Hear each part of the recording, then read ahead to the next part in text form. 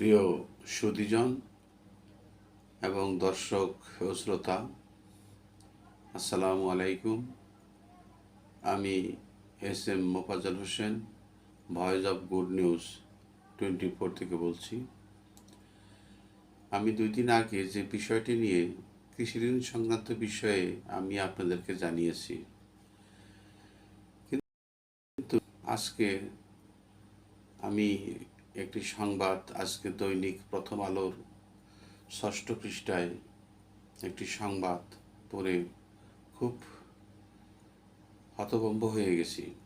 বিষয়টি আপনাদেরকে জানানো একান্ত প্রয়োজন বলে আমি মনে করছি। আমার বিবেকের পক্ষে থেকে আমি প্রয়োজন অনুভব করলাম যে বিষয়টা আমি আপনাদের সাথে শেয়ার করব। আপনারা বিষয়টি সকলের সাথে শেয়ার করবেন ইনশাল্লাহ। বিষয়টি হলো, মৃত ব্যক্তির নামে কৃষি ঋণ মঞ্জুরি হয়েছে। মৃত ব্যক্তির নামে কৃষি ঋণ মঞ্জুরি হয়েছে হতভম্ব 14টি পরিবার। ঘটনাটি ঘটেছে পটুয়াখালীর বাউফল উপজেলায়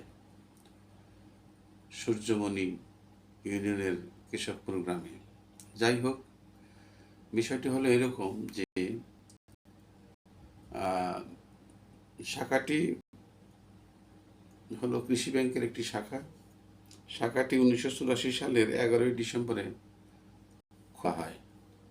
অথচ 2014 সালে ওই গ্রামের বেশ কিছু মৃত ব্যক্তি, ব্যাংক কর্মকর্তারা একটা হরিলুটই বলা চলে, পত্রিকায় তাই লিখেছে। হরিলুটের মাধ্যমে তাদের নামে অনেক টাকা পয়সা মঞ্জুরি করে তারা আত্মসাৎ করেছেন। বিষয়টি, কেউ মারা গেছেন স্বাধীনতার আগে, কেউ কখনো ব্যাংকে যাননি, অথচ তাদের নাম ঠিকানা ব্যবহার করে 10 বছর আগে কৃষি ঋণ নেওয়া হয়েছে। 2014 সালে ঋণগুলো অনুমোদন করা হয়। তাদের নাম ঠিকানায় কৃষকের নামে নোটিশ পাঠানো হয়েছে, ব্যাংক থেকে নোটিশ পাঠানো হয়েছে। পটুয়াখালীর বাউফল উপজেলার বাংলাদেশ কৃষি ব্যাংকের কেশবপুর শাখায় এই ঘটনাটি ঘটেছে। বাউফলের সূর্যমণি ইউনিয়নের কালিকাপুর গ্রামের কেতাবউদ্দিন হাওলাদারের 3 ছেলে জবেদ আলী, হজরত আলী ও রহম আলী 2014 সালে ওই শাখা থেকে কৃষি ঋণ নিয়েছেন। তাদের মধ্যে জবেদ আলীর নামে 2টি কৃষি ঋণ, 25,000 এবং 30,000 টাকা করে। হজরত আলীর নামে 45,000 টাকা, রহম আলীর নামে 50,000 টাকা। এইভাবে আরও অনেকগুলো লোকের নাম আছে। আমি শুধুমাত্র এই 3টি লোকের ব্যাপারে, যারা মারা গেছেন যদিও, কিন্তু ওই 3টি লোকের বিষয়ে আমি একটু আপনাদের সাথে একটু আলোচনা করব। এই 3টি লোক কিন্তু, এই জবেদ আলী 1960 সালে মারা যান, হজরত আলী মারা যান 1965 সালে ও রহম আলী মারা যান 1966 সালে। অথচ শাখাটি প্রতিষ্ঠিত হয়েছে 1984 সালের 11ই ডিসেম্বর তারিখে। এটা শুধুমাত্র হজরত আলী, রহম আলী, কেতাব আলীর নামেই নেয়, এরকম আরও বহু লোকের নামে, যারা কোনোদিন ব্যাংকে বারান্দায় পা রাখেননি, তাদের নামে এই কৃষি ঋণগুলো মঞ্জুরি করেছেন। বর্তমান শাখা ব্যবস্থাপক, ওনার কাছে প্রশ্ন করা হলে উনি বলছেন যে যারা মাঠ পর্যায়ে কাজ করছেন তারা অনেকেই 5 বছর আগেই চাকরি থেকে অবসরে গেছেন এবং ওই সময়ে যে শাখা ব্যবস্থাপক হিসেবে দায়িত্ব পালন করেছেন তিনি এখন বিদেশে অবস্থান করতেছেন।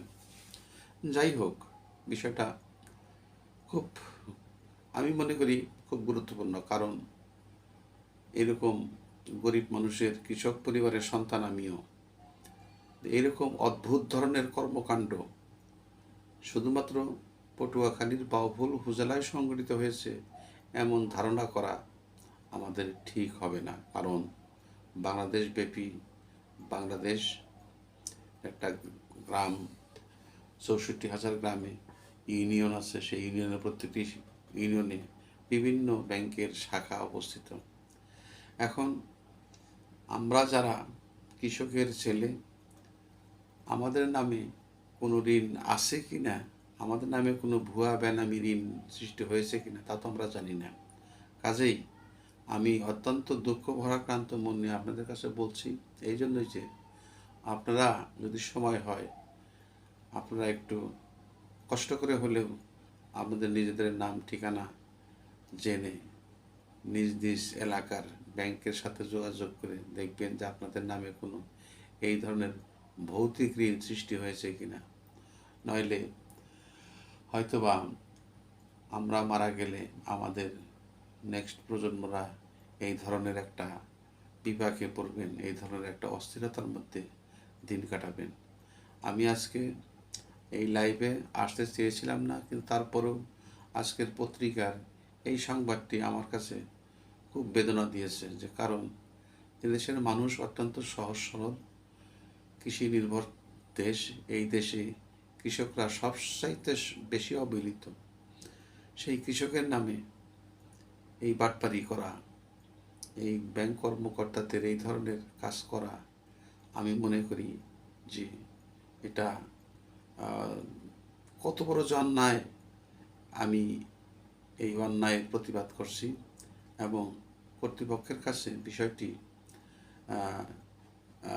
কর্তৃপক্ষ বিষয়টি নজরে আনবেন এবং এর জন্য প্রয়োজনীয় ব্যবস্থা গ্রহণ করে ওই সমস্ত পরিবারকে এবং আরও অন্যান্য অঞ্চলের, সেটা যে কোনো জেলারই হোক, যে কোনো হোক, কোনো ভুয়া বেনামি কোনো ঋণ আছে কি না, এই বিষয়ে চিহ্নিত করে এই দায়ী ব্যক্তিদের আইনের আওতায় আনার জন্য আমি কর্তৃপক্ষের কাছে দৃষ্টি আকর্ষণ করছি। আমি আর আজ বেশি কিছু বলবো না। আপনারা বিষয়টি বুঝতে পারছেন যে মৃত ব্যক্তির নামেও যদি ঋণ মঞ্জুরি হয়ে থাকে, যারা 1965 সালে, 66 সালে, 67 সালে মারা গেছেন, তাদের নামে যদি ঋণ হয়ে থাকে, তাহলে আমরা যারা জীবিত আছি, তাহলে আমাদের নামে যে ঋণ হয় নাই, এটা আমরা কিভাবে বুঝবো, কিভাবে জানবো? কাজেই বিষয়টি খুব সেন্সিটিভ। আমি আপনাদের কাছে অনুরোধ করব, আপনারা আজকের দৈনিক প্রথম আলো পত্রিকার 6 পৃষ্ঠাটা অবশ্যই পড়বেন। সেখানে অনেক কিছু লেখা আছে। সেখানে প্রতিনিধি, বাউফল প্রতিনিধি অনেক সমস্যার কথা তুলে ধরেছেন। আমি আশা করি আপনারা এই পত্রিকাটি আজকে পড়বেন এবং এই এই চ্যানেলটি আজকে আপনারা সবাই সাবস্ক্রাইব করবেন এবং শেয়ার করবেন এবং অপরকে জানানোর ব্যবস্থা করবেন। আমি আপনাদের সকলের শুভ কল্যাণ হোক এই কামনা করে এখানেই বিদায় নিচ্ছি। আসসালামু আলাইকুম ওয়া রাহমাতুল্লাহি ওয়া বারাকাতুহু।